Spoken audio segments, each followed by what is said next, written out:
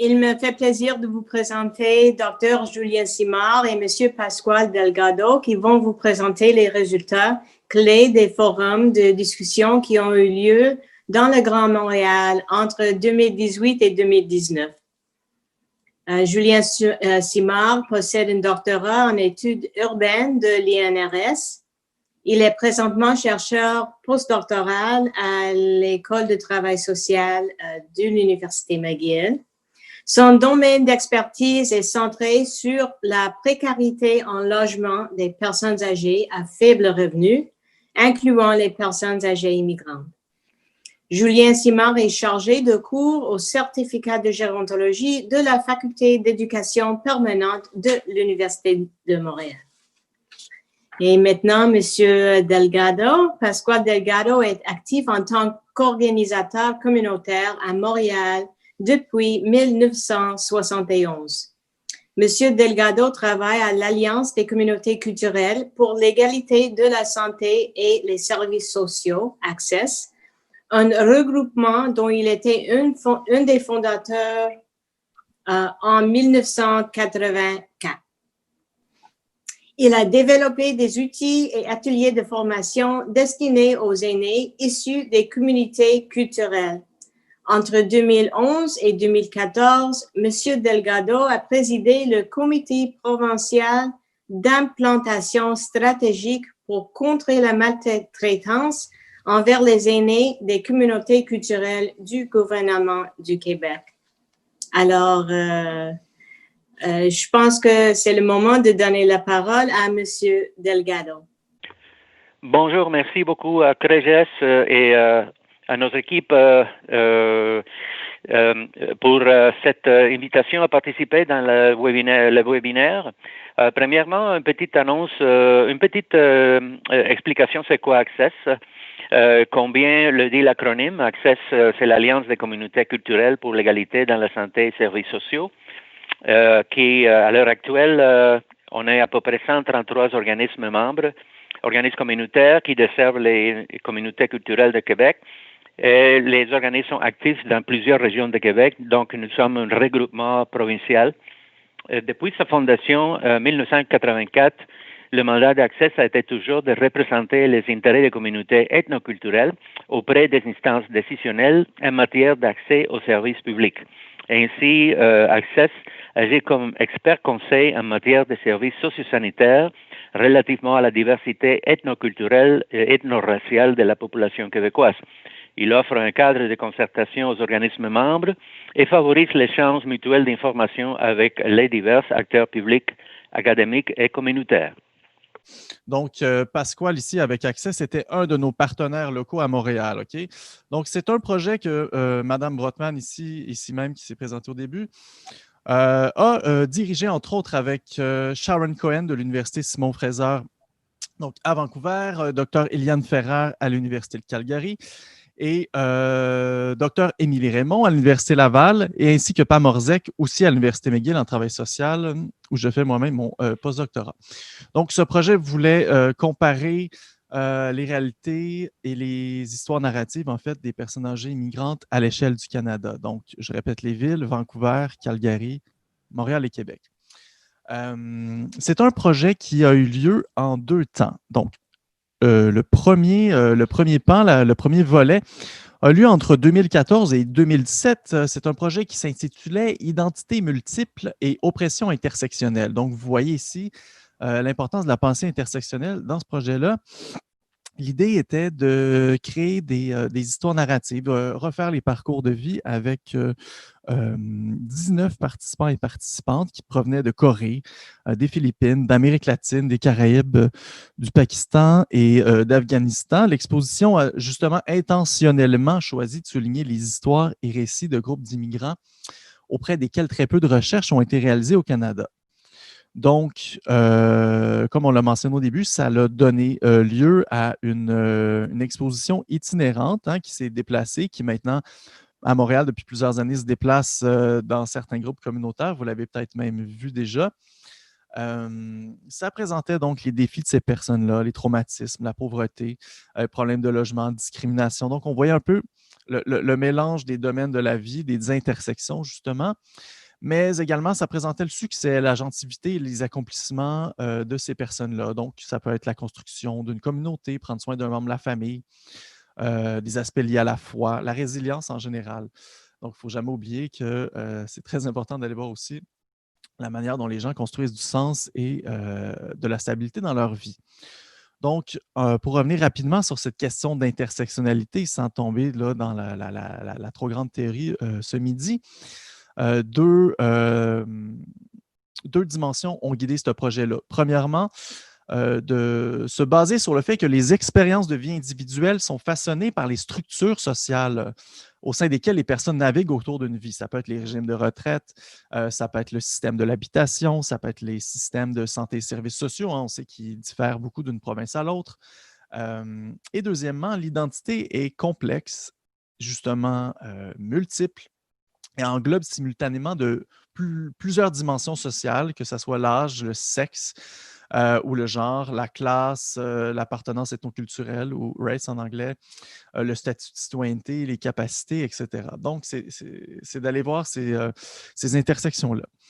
Maintenant, cette exposition-là a permis, hein, une fois qu'elle était donc imprimée sur des panneaux et c'était possible de la voir, de l'utiliser comme un médium d'éducation populaire ou même d'éducation scientifique, parce on mélange les deux ici. Le projet a donc donné lieu à une deuxième phase, c'est-à-dire les forums de discussion. Donc, c'est les résultats de ces forums de discussion-là qui ont été menés dans le Grand Montréal qu'on vous présente aujourd'hui. Les forums de discussion, quels étaient-ils? Encore une fois, dans les 4 villes canadiennes que j'ai mentionnées précédemment, ils se sont tenus de façon plus ou moins simultanée autour de 3 thèmes. Premièrement, la proche aidance, la famille et les soins à domicile. Deuxièmement, le logement et le transport. Et troisièmement, l'inclusion sociale et l'engagement communautaire. Aujourd'hui, étant donné qu'on a seulement une petite heure de dîner, donc on va se concentrer sur la proche aidance et les services de santé et services sociaux, ainsi que le logement. Par contre, je vous présenterai à la fin les liens pour aller voir nos rapports, le rapport pan-canadien et les rapports locaux qui ont été produits avec des recommandations politiques. Donc, ces 4 villes-là ont tenu ces forums-là simultanément. Ce qu'on a fait, c'est mélanger finalement, il y a certains d'entre vous ici présents ce midi qui étaient peut-être même là, on a décidé de mélanger des acteurs et des actrices avec différentes fonctions et de différents points de vue. Donc, on avait des gens du communautaire, on avait des gens, des fonctionnaires municipaux et provinciaux, on avait des chercheurs, des chercheuses universitaires, on avait des bénévoles, on avait même des activistes, des militants, des prestataires de services, des gens qui travaillaient dans la santé, des travailleurs de la santé, etc. Donc, c'était de mélanger autour de la table, de créer des espèces de discussions qu'on a enregistrées, qu'on a notées, on ne les a pas enregistrées comme telles. Et ces présentations-là étaient agrémentées de courtes conférences d'ouverture avec nos partenaires, en partenariat avec notamment à Montréal. On a travaillé avec la direction de la santé publique. On remercie notamment Valérie Lemieux. On a travaillé ici avec Access. On remercie Pasquale Delgado et Jérôme, le président d'Access. Et par ailleurs, on a aussi travaillé avec le Rommel Mazen Oudeb. Donc voilà. Maintenant, ces discussions-là ont été balisées par 4 grandes questions. Et c'est des questions qui probablement vous animent aussi dans votre pratique ou vos réflexions par rapport aux personnes âgées immigrantes. J'imagine que c'est pour ça que vous êtes ici ce midi avec nous et on vous en remercie grandement. Donc d'abord, comment les urbanistes, la santé publique et les services communautaires collaborent-ils pour répondre aux besoins grandissants de nos communautés diverses, hein? On sait qu'il y a de plus en plus de personnes âgées migrantes au Canada selon les villes. Deuxièmement, quelles leçons peut-on tirer de l'exposition de photos qui a été présentée? Puis vous allez voir, il y a un lien sur notre site Internet pour aller la consulter. Quelles actions doivent être entreprises pour remédier à ces enjeux qui auront été identifiés? Et comment les intervenants de différents milieux, hein, les gens qu'on a réunis autour de la table, peuvent-ils collaborer pour améliorer l'accès et l'équité des personnes âgées immigrantes dans la société? Donc maintenant, cela étant introduit, on va passer à une courte présentation Statistiques. Ensuite, on va se rendre aux constats et recommandations. J'espère que le son de Pasquale s'est stabilisé. Sinon, c'est Pasquale qui va faire la section sur la santé et services sociaux et moi, je vais faire la section sur le logement. Et à 12h45, on va passer aux questions-discussions. Donc, rapidement, court portrait statistique qui existe encore une fois dans notre rapport. Vous allez voir dans nos rapports locaux et le rapport final. Des liens. À Montréal, il faut encore une fois remercier la direction de la santé publique et la table de concertation des aînés que j'ai oublié de mentionner il y a une minute avec Raphaël Massé qui est maintenant ailleurs, mais qu'on remercie ici. La direction de la santé publique a fait un travail énorme et extraordinaire autour des données de recensement de 2016 pour essayer d'identifier les différentes dynamiques, les enjeux sociaux, démographiques notamment, qui peuvent nous aider à comprendre les réalités des personnes âgées immigrantes à Montréal. Donc, je vous invite à aller faire un tour sur leur site. Ils ont produit des documents. Très bien. Sinon, les liens actifs vont être présents ici dans le PowerPoint qui vous sera transmis à la fin de la conférence. Donc, on a tout mis ça là pour vous faciliter la vie. Donc, à Montréal, peut-être que c'est quelque chose que vous saviez déjà, mais plus de 2 personnes de 65 ans et plus sur 5 sont nées ailleurs qu'au Canada. Cela représente donc une proportion de 44 %. Donc, 44 des personnes âgées sur l'île de Montréal, hein, parce qu'ici, la Direction de la santé publique utilise les données de la région socio-sanitaire de Montréal. Donc, c'est toutes les municipalités de l'île, d'un bout à l'autre de l'île de Montréal. Donc, sur toute l'île, et ça comprend Pierrefonds, Roxborough, Montréal-Est, etc., Montréal-Centre, 44 %. Donc, c'est une proportion très, très élevée. Et 96 % de ces personnes âgées, donc nées ailleurs qu'au Canada, sont arrivées avant 2006, excusez-moi. C'est donc dire qu'une petite proportion, c'est environ 5300 personnes qui sont arrivées après 2006, majoritairement par le biais du programme de parrainage. Donc, évidemment, quand on parle de personnes âgées migrantes et quand on parle de personnes âgées en général, ce sont là des catégories extrêmement vastes qui recouvrent des réalités très, très, très, très différentes en fonction, encore une fois, de l'âge, du genre, de l'orientation sexuelle, des dynamiques de classe, des dynamiques de capacité, etc. Donc, il faut se rappeler que quand on dit personnes âgées migrantes, comme on va vous le montrer aujourd'hui et comme nos travaux nous le démontrent, on a affaire à des réalités très, très différentes, des parcours de vie différenciés. Donc, maintenant, la prochaine diapositive, c'est, encore une fois, là, j'utilise l'infographie merveilleuse de la Direction de la santé publique et de la TCIM. La connaissance des langues officielles. OK?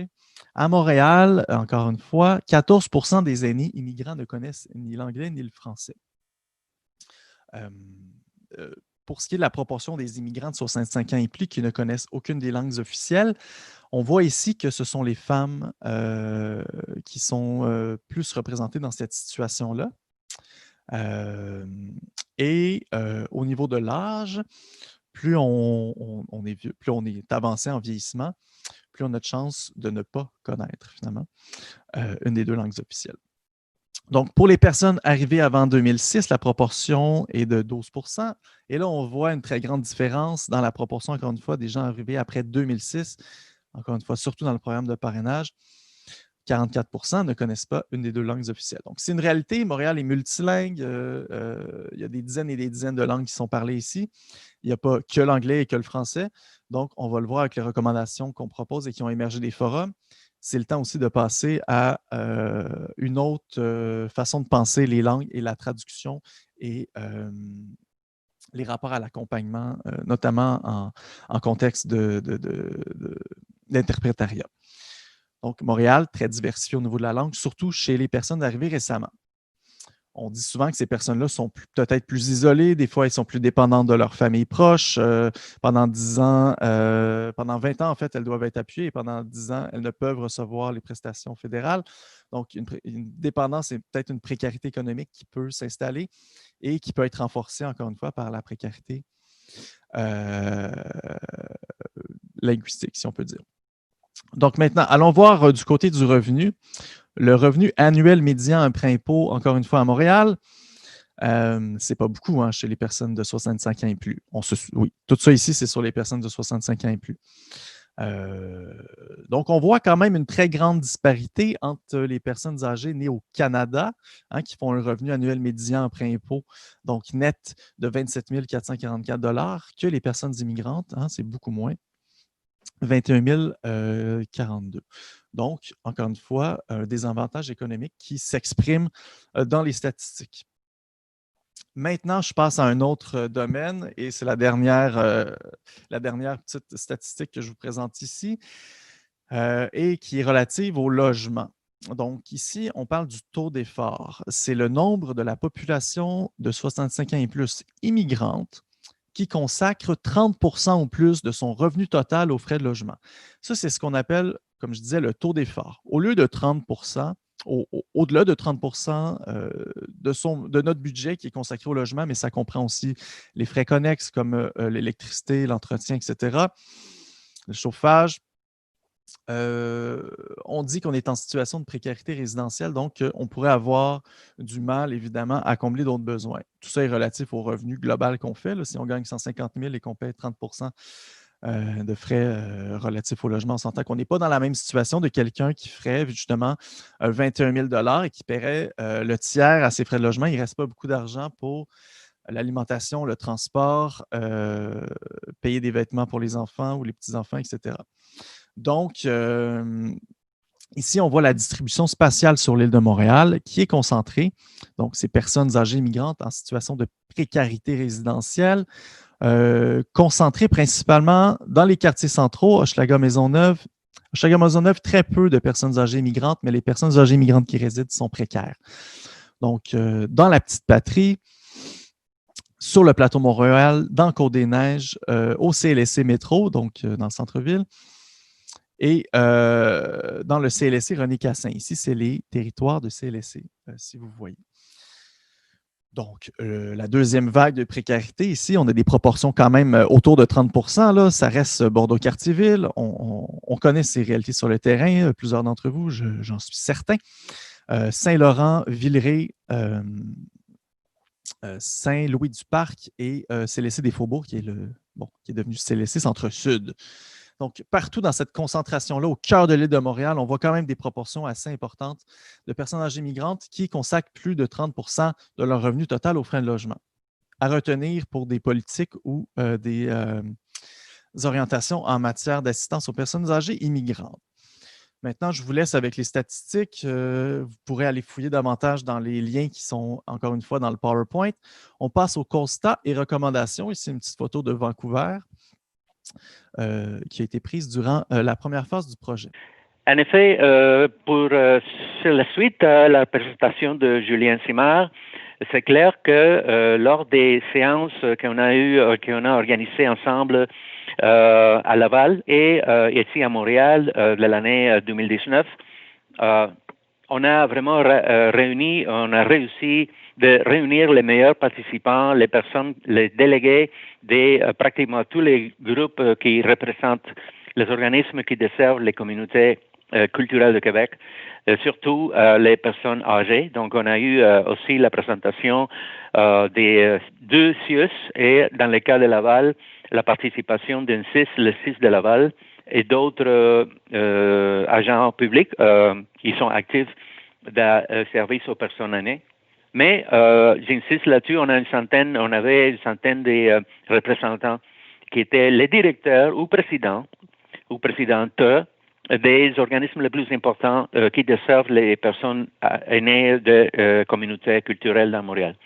Pour les recommandations, si on regarde par exemple les trois tables rondes, il y a une coïncidence en termes de recommandations.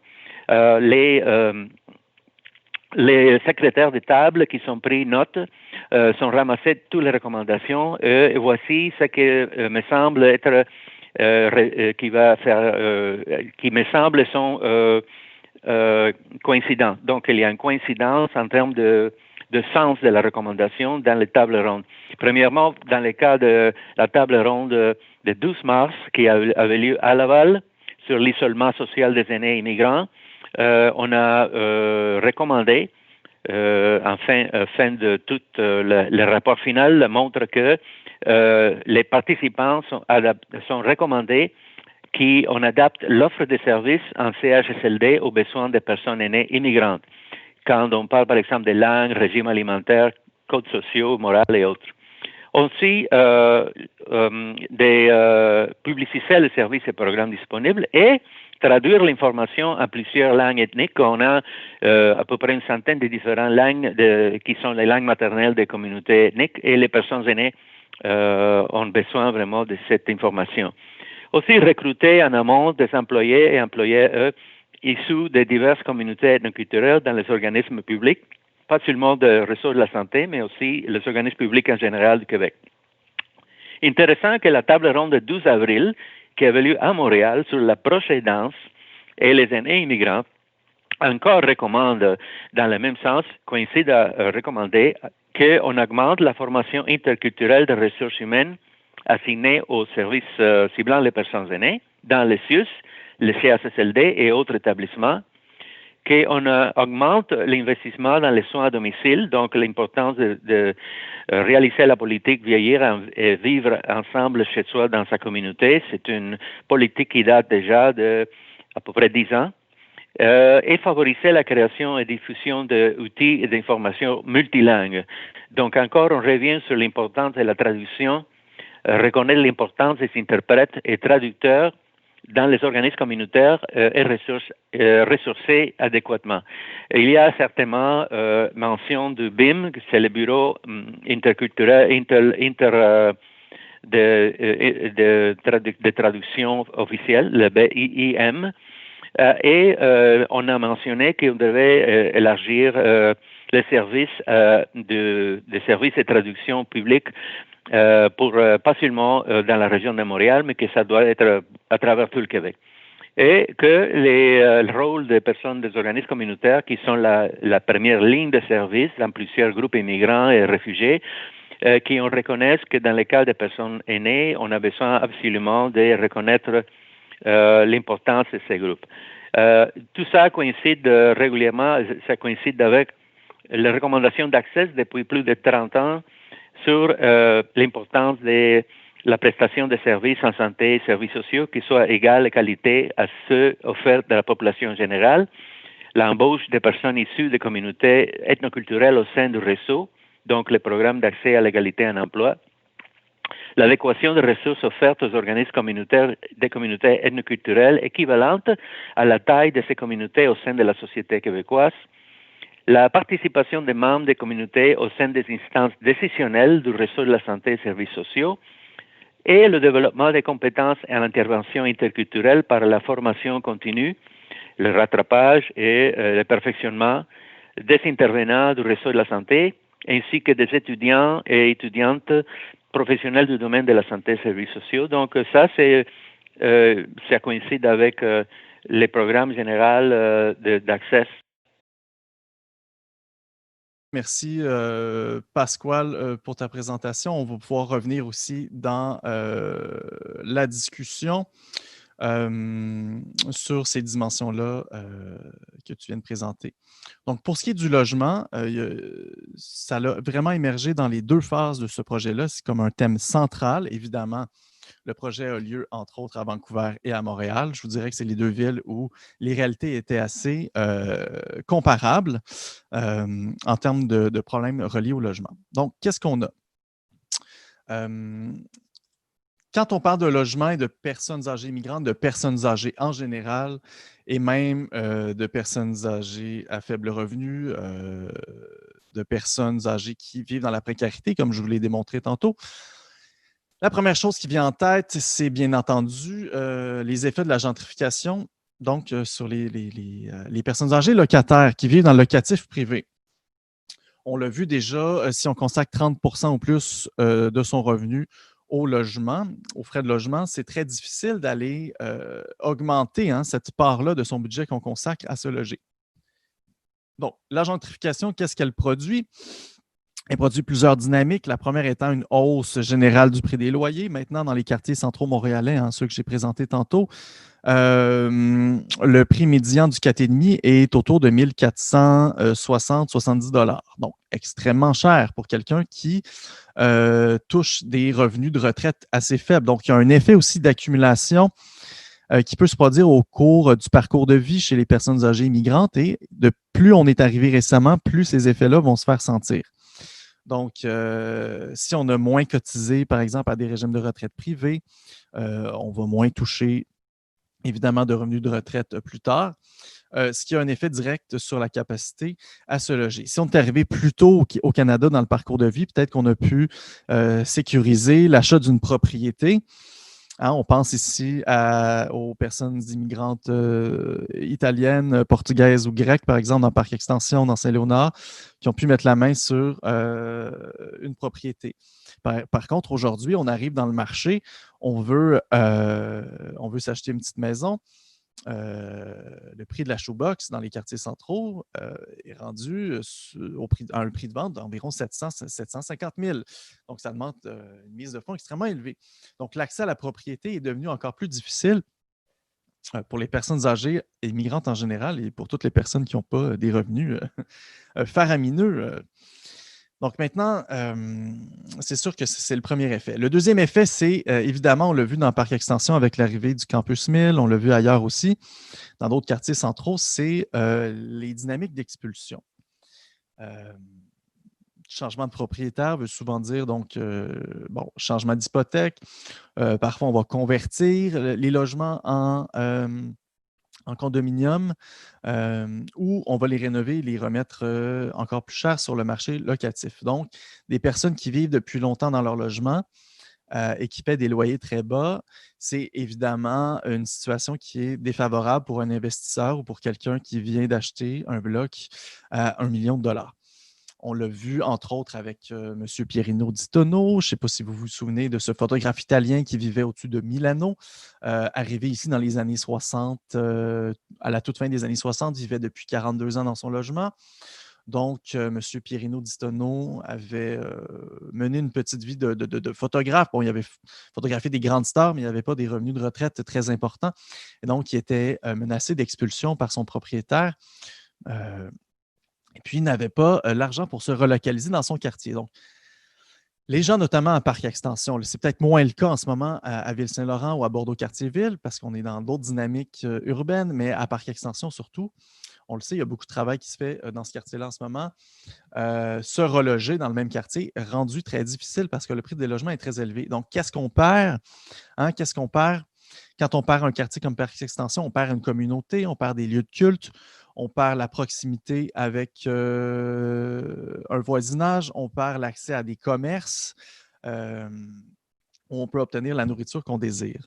On doit se relocaliser.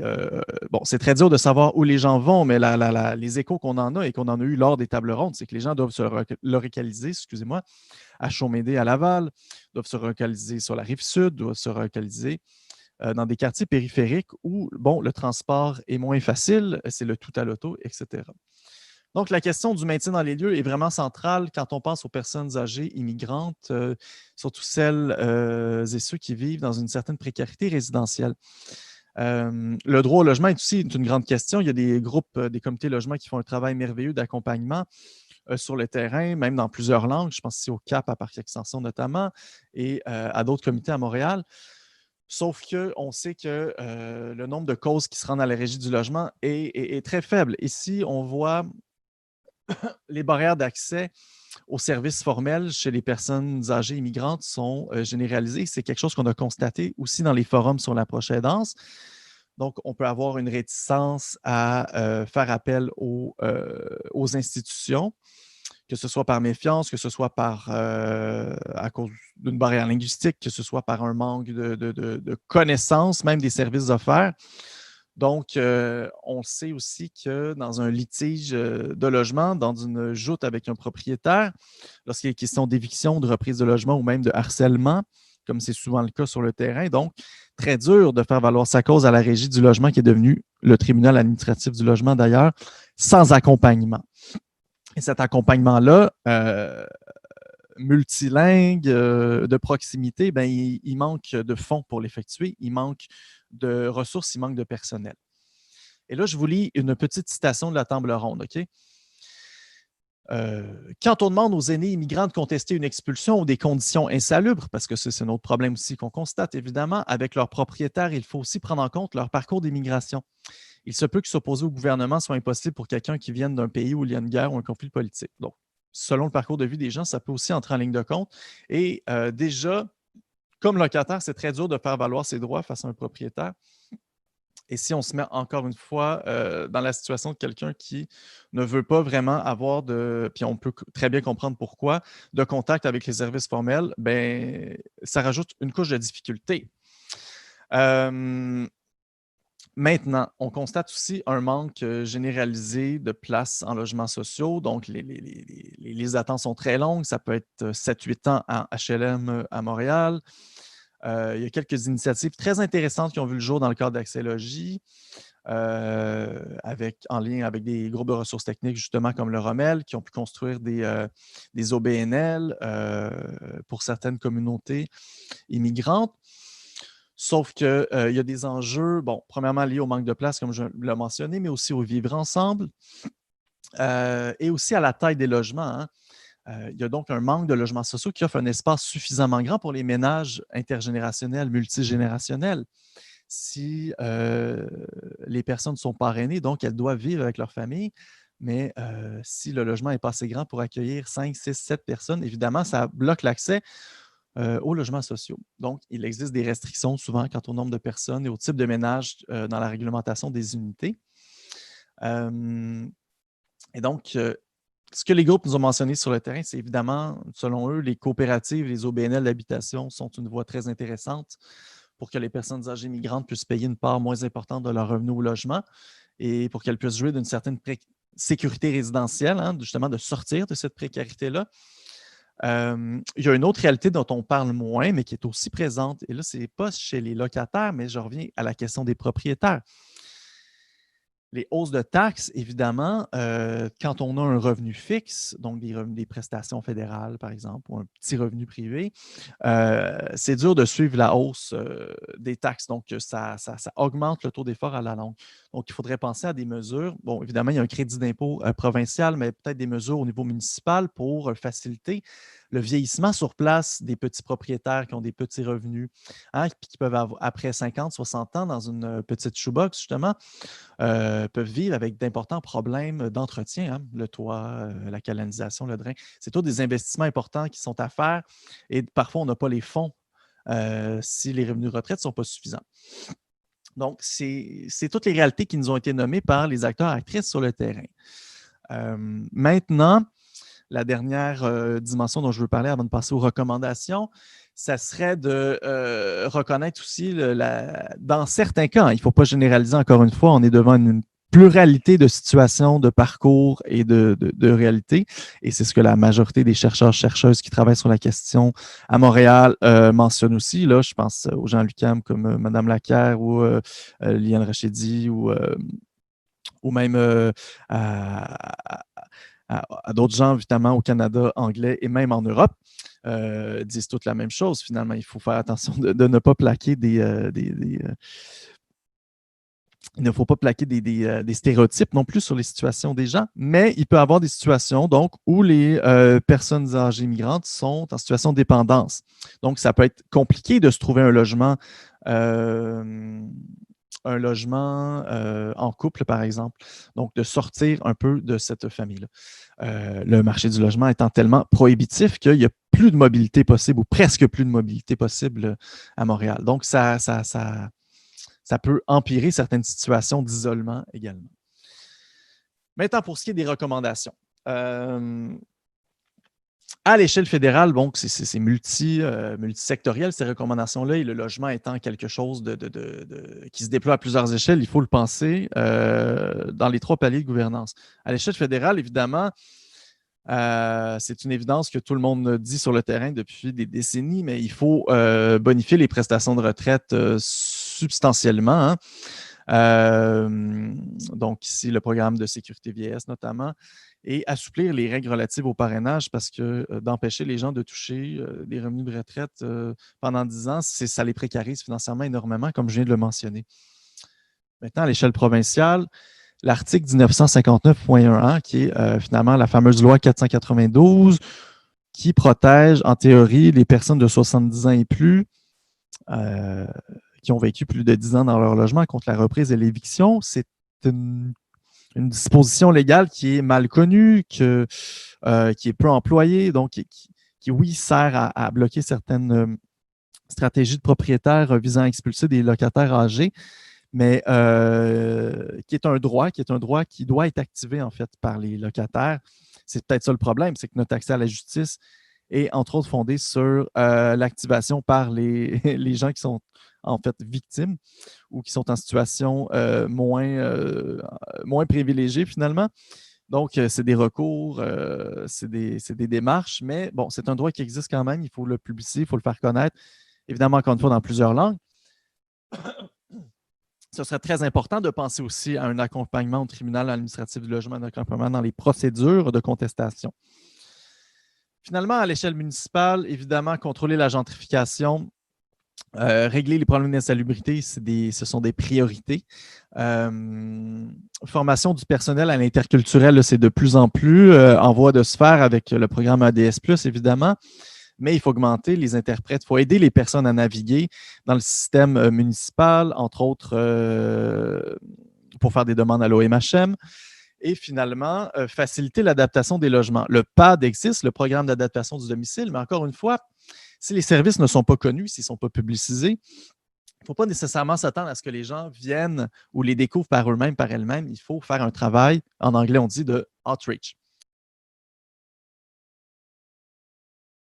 Bon, une chose qu'il faut informer aux participants aujourd'hui, c'est que CREGES, avec l'Université Concordia et l'équipe VIS, a organisé un colloque le 15 mai 2017 sur les impacts de l'austérité sur les conditions de vie et la santé des personnes âgées.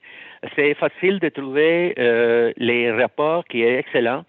Il y a deux façons de le faire, soit en ayant au site web de CREGES la revue Pluriage sur austérité, et puis là, c'est celle de l'hiver 2018, impact de l'austérité sur les conditions de vie et de santé des personnes âgées. C'est facile si vous allez au site web de CREGES. C'est important parce que j'avais moi-même participé, il y avait beaucoup de participants, on avait à peu près 1000 ou 2000 participants de toutes sortes de milieux. Et on a vraiment critiqué fortement la politique d'austérité du gouvernement à partir du gouvernement de Couillard. À ce moment-là, à partir de 2014, on a vu premièrement une réduction massive des services de santé et services sociaux à travers tous les réseaux à travers Québec.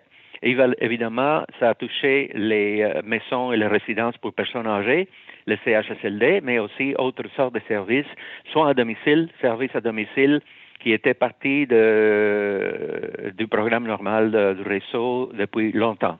Donc, à partir de 2014, la politique d'austérité a eu un impact très, très négatif et, je dirais, même catastrophique, et était fort critiquée par tous les participants lors de ces colloques. La privatisation a eu un impact aussi massif et vraiment négatif sur tous les services et soins aux personnes aînées, soutien à la proche-aidance, répit et services en général, des soutiens pour les personnes qui sont isolées chez eux. Donc, les personnes aînées isolées, socialement isolées. Les trois tables rondes sont insistées là-dessus, l'importance de revenir ressourcer comme il faut ces services-là. Et je crois qu'à l'heure actuelle, depuis COVID, à partir de la pandémie, on a vu justement l'effet horrible que ça a eu l'impact de la privatisation de l'austérité fiscale qui a avancé à 2019 et qui était fort critiquée à 2019. Et finalement, on voit à partir de mars de 2020 l'impact terrible que ça a eu sur les taux de mortalité des personnes âgées qui étaient dans les CHSLD et autres résidences et autres sites. Ce que là, je crois, si on multiplie ça par 3, vous aurez probablement l'image, le reflet de la situation des personnes âgées, des communautés ethniques et surtout des minorités racisées. C'est certain que si les aînés de Québec sont souffert de la pandémie, c'est clair que vous allez multiplier ça par 3, vous allez avoir un portrait de la situation pour les minorités racisées et les minorités ethniques de Québec.